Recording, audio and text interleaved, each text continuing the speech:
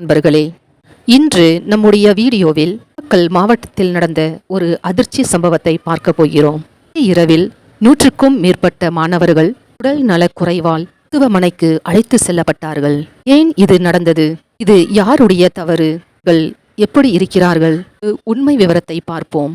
இந்த சம்பவம் XL engineering college Kumarapalayam Namakkal மாவட்டத்தில் நடந்தது. இந்த கல்லூரி ஹாஸ்டல் மாணவர்கள் டியூஸ்டே இரவு உணவு சாப்பிட்டதற்கு பிறகு திடீரென வயிற்று வலி, வாந்தி, வயிற்றுப்போக்கு என்ற அறிகுறிகளால் பாதிக்கப்பட்டனர். 128 மாணவர்கள் உடல் நலக்குறைவால் மருத்துவமனைக்கு அனுப்பப்பட்டார்கள். முதலில் இது உணவால் ஏற்பட்ட ஃபுட் பாய்சன் என்று நம்பினார்கள். ஆனால் சோதனைகள் பண்ணிய பிறகு உண்மை தெரிய வந்தது. உண்மையான காரணம் நீர் மாசுபாடு, கண்டாமினேஷன் ஆஃப் வாட்டர். பட்ட சுகாதார துறை அதிகாரிகள் உணவு மற்றும் நீர் மாதிரிகளை சோதனைக்கு அனுப்பினார்கள். 8 இடங்களில் இருந்து எடுத்த வாட்டர் மாதிரிகளில் 7 நீர் மாதிரிகள் கோலி பாக்டீரியா கண்டுபிடிக்கப்பட்டுள்ளது. மனித கழிவில் இருந்து வரும் பாக்டீரியா. அதாவது அந்த கல்லூரி ஹாஸ்டலின் குடிநீர் டேங்குகளில் தூய்மை இல்லை. டேங்க் 1 லட்சம் லிட்டர், இன்னொரு டேங்க் 5 லட்சம் லிட்டர் அளவு உள்ள பெரிய டேங்க்.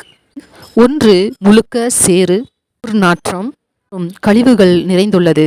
இதுவே மாணவர்களுக்கு நோய் ஏற்படுத்திய முக்கிய காரணம். அதிகாரிகள் எடுத்த நடவடிக்கை.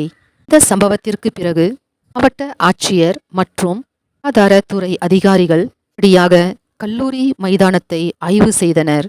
இந்த ஹாஸ்டல் கிச்சன் மோசமான நிலையில் இருந்தது. ஆனால் கல்லூரியின் சுகாதார சான்றிதழ் ரத்து செய்யப்பட்டது.